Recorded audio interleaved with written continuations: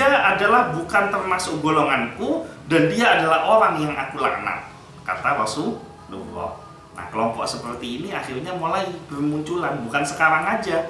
Dari zaman dulu model-model begini ini banyak yang suka itu, suka nyalahkan mulutan bid'ah, tahlilan bid'ah, sampai habis sholat salaman dipermasalahkan, ya, talqin mayit dipermasalahkan, sampai hormat ke bendera waktu upacara juga dipermasalahkan. Pokoknya semua dia salah-salahkan terus. Yang dikatakan bid'ah lah, yang dikatakan haram lah. Itu kan ada sekarang. Ada atau enggak? Banyak ya gitu.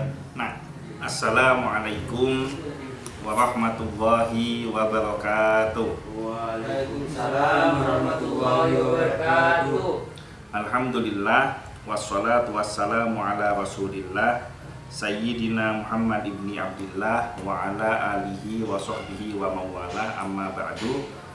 Alhamdulillah, pada malam hari ini kita kembali melanjutkan kajian rutin kitab tafsir Ibnu Katsir. Pada malam hari ini kita melanjutkan di dalam tafsir surat Al-Baqarah ayat yang ke 77. 175 itu Bulughul Maram. 77. Insya Allah ini tafsirnya tidak terlalu panjang. Nah, kalau misalkan waktunya belum isya dan tafsirnya sudah selesai, kita akan lanjutkan ke ayat 78. Ayat 77 berbunyi, A'udzu billahi minasyaitonir rajim. Bismillahirrahmanirrahim. Awala ya'lamuna annallaha ya'lamu ma yusirruna wa ma yu'linun. Awala ya'lamuna, apakah kalian tidak mengetahui, annallaha, bahwasanya Allah, ya'lamu, mengetahui, ma yusirruna, apa yang kalian sembunyikan, wa ma yu'linun, dan apa yang kalian tampakkan atau apa yang kalian nyatakan. Kita lanjutkan kepada tafsirnya. Abul Aliyah mengatakan, makna yang dimaksud ialah segala yang mereka sembunyikan berupa kekufuran terhadap Nabi Muhammad SAW dan kedustaan mereka kepadanya, padahal mereka menemukan ciri-cirinya tercatat di dalam kitab yang ada pada mereka. Hal yang sama dikatakan pula oleh Qatadah. Jadi tafsir yang pertama yang mengatakan ma yusirruna, apa yang kalian sembunyikan, itu maksudnya tentang ciri-ciri kriteria Nabi Muhammad SAW yang ada di dalam kitab suci mereka. Nah, ini mereka sengaja sembunyikan, seperti yang kita bahas di beberapa pertemuan belakangan ini, bahwa Nabi SAW sebenarnya telah ada di dalam kitab suci mereka dan sudah dinanti-nanti sejak lama. Nah, tapi ketika Nabi SAW hadir, hanya karena masalahnya bukan dari bangsanya mereka, maka mereka sembunyikan tentang informasi kenabian Nabi SAW yang ada di dalam kitab mereka. Jadi makna yusiruna itu adalah menyembunyikan informasi tentang kenabian, baik ciri-cirinya, waktu munculnya, tempat munculnya, dan sosok kepribadian dari Nabi SAW. Al-Hasan mengatakan sehubungan dengan makna firman-Nya, Annallaha ya'lamu ma yusirruna wa ma yu'linun, bahwa Allah mengetahui segala yang mereka sembunyikan dan segala yang mereka nyatakan, tampakkan atau nyatakan.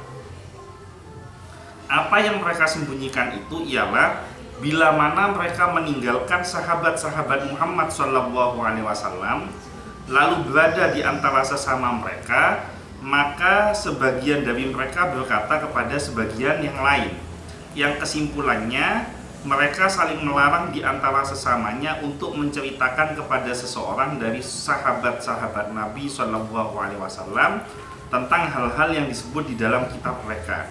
Demikian itu karena mereka merasa khawatir bila hal tersebut akan dijadikan hujah oleh sahabat-sahabat Nabi SAW terhadap diri mereka di hadapan Tuhan mereka, yakni senjata makan tuan. Jadi Al-Hasan menceritakan lebih spesifik lagi soal makna wama yusiruna. Jadi yang disembunyikan itu kan di ayat yang sebelumnya dikisahkan bahwa kalau mereka berjumpa dengan orang-orang yang beriman, artinya berjumpa dengan para sahabat Nabi, mereka akan mengatakan amanna, kami beriman. Tapi ketika mereka kembali kepada teman-temannya, para ulama mereka, para pemuka mereka mengatakan atuhaddisunahum bima fatahallahu alaikum liyuhajjukum inda rabbikum. HP-nya dibuka, dikeluarin. Sudah datang terlambat, tidak buka handphone ya. Nah, jadi ketika mereka pulang ke pemukanya, ke teman-temannya, maka para ulamanya mereka mengatakan, apakah kalian menceritakan apa yang ada di dalam kitab kalian? Nah, singkat cerita intinya, kalimat wa ma yusiruna di ayat yang ke-77 ini adalah larangan dari para pemuka agama, tokoh-tokoh mereka untuk menyampaikan isi di dalam kitab mereka yang berkenaan dengan kenabian Shallallahu Alaihi Wasallam, yang dikhawatirkan kalau ini dibuka dan diketahui oleh para sahabat Nabi akan dijadikan hujah yang kuat oleh para sahabat Nabi, yang akhirnya nanti dalil itu jadi senjata makan tuan. Justru malah banyak orang berpaling keluar dari agama Yahudi, berpindah memeluk agama Islam. Selanjutnya wama yusiruna sudah ya, dilanjutkan wama yu'linun, dan segala yang mereka tampakkan, yang mereka nyatakan, yang mereka lahirkan, itu sama.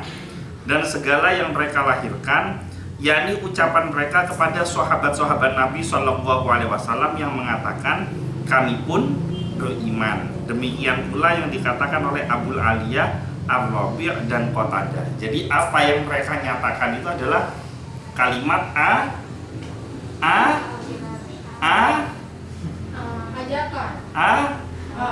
ayat sebelumnya kemarin apa ayat sebelumnya?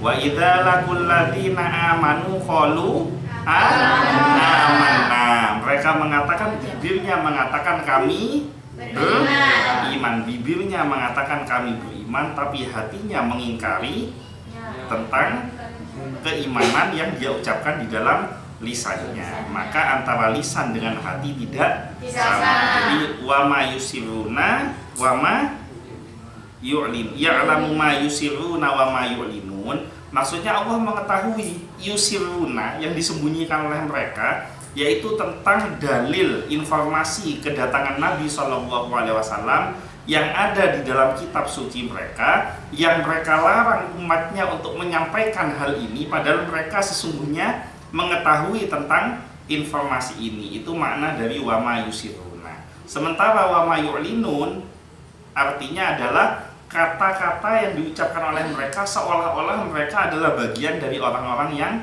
beriman. Jadi ini kelompok orang yang munafik, salah satu ciri-cirinya adalah lain di bibir, lain di hati. Kan Rasulullah Shallallahu Alaihi Wasallam bersabda, ayatul munafiki salasa. Ciri-ciri orang munafik itu ada 3. Pertama, ida hadatsa kadzaba. Apabila dia berbicara, dia akan berdusta. Jadi sekut lecek. Pokok mendi kaca sekut lecek itu sudah punya tanda-tanda munafik. Nah, makanya aja sekut lecek. Selanjutnya, wa idza wa'ada akhlafa. Kalau berjanji suka mengingkari. Jadi orang yang sedikit-sedikit suka janji itu biasanya orang yang suka ingkar. Ini sumpah ini saya janji ini. Itu hobi. Suka, mudah sekali mengumbar kata janji dan kata sumpah. Itu biasanya orang yang senang mengingkari janjinya. Kenapa kok senang mengingkari janjinya? Karena orang yang tidak suka ingkar janji, dia akan hati-hati untuk berjanji. Karena baginya janji itu adalah tanggung jawab yang harus ditunaikan. Janji itu adalah hutang. Janji itu tidak ada bedanya dengan hutang. Setiap hutang harus terbayar, maka setiap janji harus ditunaikan. Wa idza tumina khona. Simak pinter kan. Wa idza tumina khona. Apabila dipercaya dia berkhianat. Dikasih sebuah amanah, bukannya amanah itu dipergunakan dengan sebaik mungkin untuk kemaslahatan banyak orang, tapi justru dia malah khianat dengan amanah yang diberikan. dipercaya misalkan menduduki sebuah jabatan yang semestinya jabatan itu bisa memberikan maslahat, bisa menunjang banyak orang, bisa jadi kebaikan buat banyak orang, tapi dia malah tidak amanah. Justru dia malah mengambil keuntungan dari jabatan itu hanya untuk kepentingan dirinya sendiri tanpa memikirkan kerugian orang-orang yang ada di sekitar. Nah, itu sama dengan kalimat, sama dengan ciri-ciri orang munafik yang diterangkan di dalam ayat ini, yaitu ma yusirruna wa ma yu'linun. Awala ya'lamuna annallaha ya'lamu ma yusirruna wa ma yu'linun. Apakah kalian tidak mengetahui bahwa Allah itu mengetahui apa yang kalian sembunyikan dan apa yang kalian nyatakan atau tampakkan. Demikian tafsir surat Al-Baqarah ayat yang ke-77. Karena waktunya masih panjang, saya lanjutkan ke Al-Baqarah ayat yang ke-78. Wa minhum ummiyuna la ya'lamunal kitaba illa amaniya wa inhum illa yadhunnun. Wa minhum, dan di antara mereka itu siapa? Bani Israel. Ini masih bab Bani Israel ya. Ummiyuna, ada yang buta huruf. La ya'lamunal kitaba, tidak mengetahui tentang Alkitab. Alkitab di sini yang dimaksud adalah kitab Taurat. Illa amaniya, kecuali hanya angan-angan mereka saja, atau hanya apa? Bukan, amaniya itu hanya angan-angan mereka saja, atau hanya dongeng cerita bohong saja. Kan dongeng itu kan angan-angan. Jadi amaniya itu artinya angan-angan. Wa inhum illa yadhunnun, dan mereka tidaklah menyampaikan apa yang di dalam kitab itu kecuali hanya menduga-duga. Oke, kita lanjutkan tafsirnya. Kalau Al-Quran tafsirnya, kalau hadis syarahnya. Jadi jangan kebalik ya. Kita lanjutkan tafsirnya. Kita mulai dari kata waminhum ummiyuna, dan di antara mereka ada yang buta huruf. Menurut Mujahid, al-ummi, jadi ada dua ya, ada ummi, alif mim ya, ummi, ya-nya itu mati, disukun. Ummi itu artinya ibu, ibuku. Ummi itu ibuku. Tapi kalau ya-nya ditasdid, ummi, ya-nya ditasdid, itu artinya buta huruf. Jadi cuma beda sukun sama tasdid, maknanya melenceng jauh. Ummi artinya ibuku, ummi artinya buta huruf. Al-ummiyun adalah bentuk jamak dari lafaz ummi yang artinya orang yang buta huruf. Demikian pula yang dikatakan oleh Abul Aliyah, Ar-Rabi', Qatadah, Ibrahim An-Nakhai serta banyak ulama lainnya. Makna ini jelas terdapat di dalam firman-Nya, yaitu la ya'lamunal kitaba, tidak mengetahui al-kitab, atau yang dimaksud adalah kitab Taurat. Nah, artinya orang yang ummi, yang buta huruf itu bukan tidak bisa baca, tapi yang dimaksud ummi di sini mereka tidak mengetahui apa yang terkandung di dalam kitab Taurat.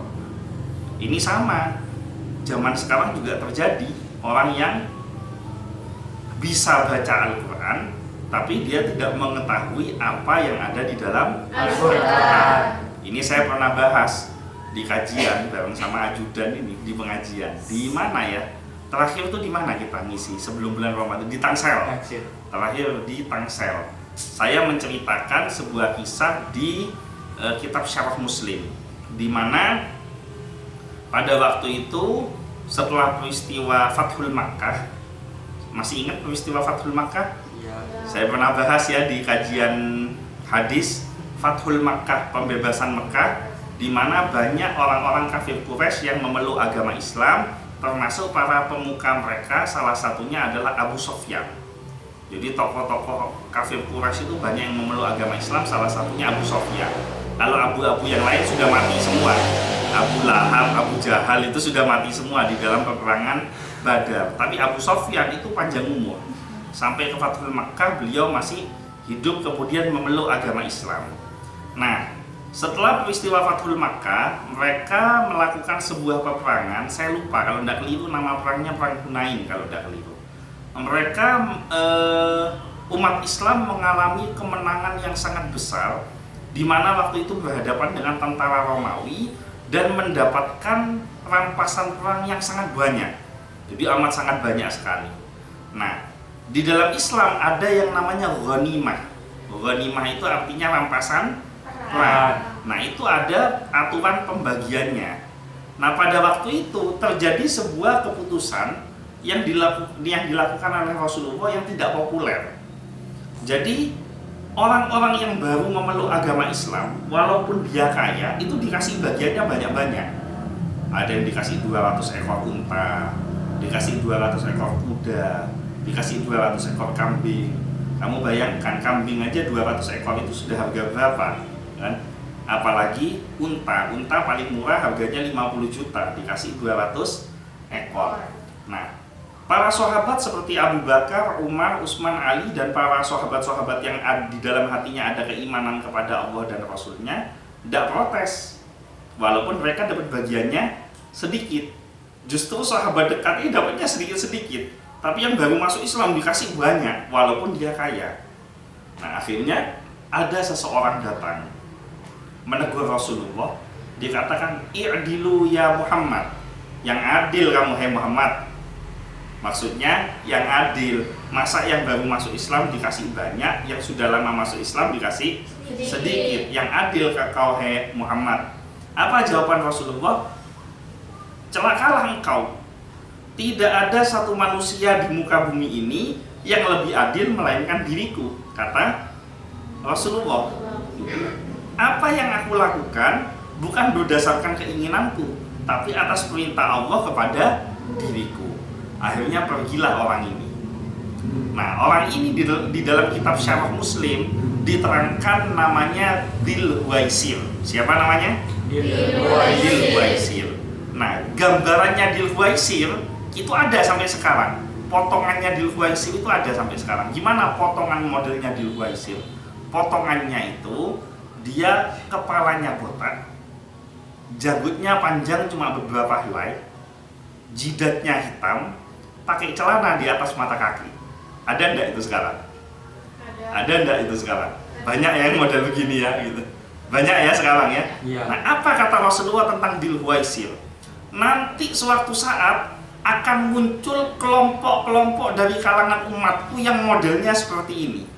Dia paham Al-Quran, dia bisa membaca Al-Quran, dia bisa baca Al-Quran, bahkan dia hafal Al-Quran, tapi Al-Quran tidak masuk, melainkan hanya ada di kerongkongannya saja. Artinya dia hafal Quran, dia bisa baca Al-Quran, tapi Al-Quran tidak dia pahami, tidak masuk di dalam hatinya, tapi hanya sampai di lisannya saja, hanya ada di kepalanya saja. Nah, dia adalah bukan termasuk golonganku, dan dia adalah orang yang aku laknat, kata Rasulullah. Nah, kelompok seperti ini akhirnya mulai bermunculan, bukan sekarang aja. Dari zaman dulu model-model begini ini banyak. Yang suka itu, suka nyalahkan mulutan bid'ah, tahlilan bid'ah, sampai habis sholat salaman dipermasalahkan, ya, talqin mayit dipermasalahkan, sampai hormat ke bendera waktu upacara juga dipermasalahkan. Pokoknya semua dia salah-salahkan terus. Yang dikatakan bid'ah lah, yang dikatakan haram lah. Itu kan ada sekarang. Ada atau enggak? Banyak ya gitu. Nah, ternyata ini bukan hanya zaman sekarang, dari zaman dulu sudah ada. Salah satu peristiwa yang paling besar zaman dahulu itu adalah terbunuhnya Khalifah Ali bin Abi Thalib pada tahun 40 Hijriah. Siapa Ali bin Abi Thalib? Teman Rasulullah. Sahabat. Orang yang pertama memeluk agama Islam dari kalangan anak kecil. Sepupunya Rasulullah, menantunya Rasulullah, menikah dengan putri yang paling dicintai oleh Rasulullah, yaitu Fatimah Az-Zahra. Menggantikan Rasulullah di tempat tidurnya ketika Rasulullah hijrah dari Mekah ke Madinah, ya. Kok ke Gua Hira, Mekah ke Madinah. Tapi masih mendingan sih dia bilang Mekah ke Gua Hira. Saya pernah itu pengajian Rasulullah hijrah dari Mekah ke Madi, ada yang jawab Madiun. Wah, jauh banget Mekah ke Madiun ya. Menggantikan tempat tidur Rasulullah menjadi panglima perang yang membebaskan benteng Khaybar ketika melawan Yahudi. Ini Ali bin Abi Thalib, bisa dibayangkan kedudukan kemuliaannya. Nah, pertanyaannya, kapan beliau dibunuh? Ketika keluar dari rumahnya hendak sholat subuh, ditikam dari belakang dengan pedang, ada yang mengatakan dengan belati, oleh seseorang yang bernama Abdurrahman bin Muljam. Siapa itu Abdurrahman bin Muljam? Abdurrahman bin Muljam itu digambarkan sebagai sosok yang qaimul lail, setiap malam bangun untuk mengerjakan sholat malam. Shaimun nahar, setiap siang selalu berpuasa kecuali di hari-hari yang diharamkan. Hafizul Quran, orangnya hafal Quran. Dia yang membunuh yang membunuh Ali bin Abi Thalib. Kenapa kok Ali dibunuh? Alasannya apa? Alasannya karena Abdurrahman bin Muljam dan kelompoknya menganggap Ali bin Abi Thalib adalah salah satu kelompok orang yang sudah kafir. Waktu itu ada beberapa sahabat yang dikatakan kafir. Ali bin Abi Thalib, Amr bin As, Ali bin Abi Thalib khalifah, Amr bin As gubernur Mesir, kemudian Muawiyah bin Abi Sofyan gubernur Yaman. Ini mau dibunuh semua. Nah, rencananya sama, waktu keluar dari rumahnya mau sholat subuh ke masjid. Amr bin As tidak tahu kenapa alasannya tidak keluar dari rumahnya, tidak sholat subuh di masjid. Kemudian Muawiyah bin Abi Sofyan tidak diketahui apa alasannya, dia tidak keluar juga dari rumah untuk sholat subuh. Sementara Ali bin Abi Thalib keluar dari rumahnya untuk mengerjakan sholat subuh, sehingga yang terbunuh adalah Ali bin Abi Thalib. Jadi kadang-kadang tidak sholat subuh itu bisa selamat juga ternyata. Kan yang dua ini kan tidak sholat subuh di masjid, makanya selamat. Tapi yang selamat tetap Ali bin Abi Thalib. Kenapa? Karena selamat matinya mati syahid, berangkat ke masjid. Loh, kenapa kok ini dikatakan kafir? Jawabannya, karena Ali bin Abi Thalib mengambil keputusan bukan berdasarkan Al-Quran maupun As-Sunnah, tapi Ali bin Abi Thalib mengambil keputusan berdasarkan hasil musyawarah. Maka apapun yang tidak ada di dalam Al-Quran dan As-Sunnah itu adalah produk buatan manusia. Maka setiap yang menggunakan produk buatan manusia, bukan produknya Allah dan Rasulnya, maka dia telah kafir. Dan setiap yang kafir itu darahnya halal untuk ditumpahkan. Nah, ini model-model begitu. Itu kalau dipakai sekarang nih kita mati semua nih kalau pakai akidahnya dia. Kenapa? Baca Quran pakai handphone. Itu produknya manusia, bukan produknya Allah. Dakwah direkam pakai handycam, pakai kamera. Ini produknya manusia, bukan produknya Allah. Nah, ini kelompok-kelompok orang yang bisa baca Alkitab, bisa baca Al-Quran, bahkan hafal dengan lafal-lafalnya, tapi tidak paham dengan isinya. Itu artinya ummiyuna. Mereka itu adalah orang yang buta, bisa baca tapi tidak tahu artinya. Jadi tidak hanya pada zaman Rasulullah, tidak hanya pada zaman Nabi Musa, zaman Rasulullah pun ada, zaman sahabat ada, dan zaman sekarang pun tetap ada. Sangat pintar sekali. Mondoknya cuma sebentar. Bahkan kadang-kadang mondoknya hanya lewat Google. Sementara para kiai-kiainya NU, tidak usah jauh-jauh, sudah kita ambil sosok pendiri NU. Pendiri NU itu siapa?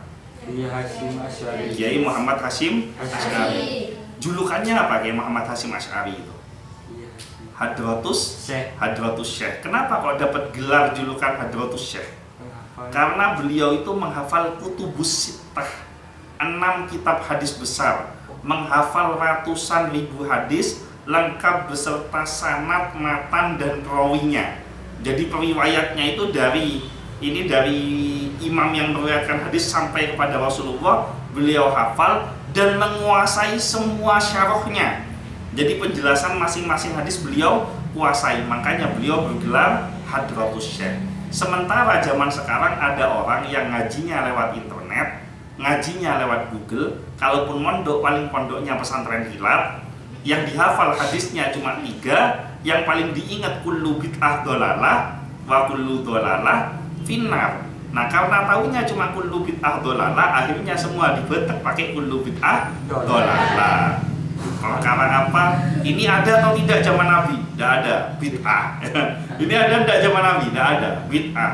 Nah kalau setiap yang tidak ada di zaman Nabi itu bid'ah, berarti yang ngomong itu bid'ah juga. Karena yang ngomong tidak ada pada zaman Nabi, berarti kan bid'ah. Nah ini jadi hati-hati, ini dari zaman dulu, dari kalangan Bani Israel sampai saat ini pun banyak orang yang terlihat seolah-olah sangat islami, seolah-olah sangat benar, paling suci, paling benar, tapi justru mereka adalah orang-orang yang merusak agama karena mereka hanya menyampaikan berdasarkan angan-angan mereka saja. Saya lanjutkan. Sehubungan dengan pengertian lafaz ini, disebutkan dalam sifat-sifat Nabi bahwa beliau adalah orang yang ummi. Dikatakan demikian karena beliau adalah orang yang tidak dapat menulis, yakni buta huruf. Jadi kalimat ummi ini bermakna ganda. Di satu sisi mencemooh Bani Israel yang mereka bisa baca tulis tapi tidak paham dengan isi yang mereka baca. Jadi mereka paham bisa baca tulis tapi mereka nggak paham isinya. Bisa baca Taurat tapi tidak paham isinya. Sementara kebalikannya Rasulullah tidak bisa membaca, Rasulullah tidak bisa menulis. Tapi walaupun tidak bisa baca tulis, beliau mendapatkan wahyu dari Allah. Sehingga apa yang disampaikan oleh Rasulullah itu sejalan dengan isi di dalam Taurat yang dipegang oleh Bani Israel. Ini hujah yang amat sangat kuat. Kenapa? Karena Rasulullah buta huruf, Rasulullah tidak bisa baca Alkitab, tapi Rasulullah bisa menyampaikan apa yang ada di dalam Alkitab. Mustahil beliau bisa menyampaikan tanpa ada wahyu dari Allah. Seperti yang disebutkan oleh ayat lainnya, yaitu firman-Nya di dalam surat Al-Ankabut ayat 48. Wa ma kunta tatslu min qablihi min kitabin wala takhutuhu biyaminika idzal lartabal mubtilun. Dan kamu tidak pernah membaca sebelumnya Al-Quran sesuatu kitab pun, dan kamu tidak pernah menulis suatu kitab dengan tangan kananmu. Andai kata kamu pernah membaca dan menulis, niscaya akan ragulah orang yang mengingkarimu. Jadi ayat ini menegaskan bahwa Allah berfirman, Rasulullah adalah orang yang tidak pernah membaca sebelumnya karena buta huruf, tidak bisa membaca.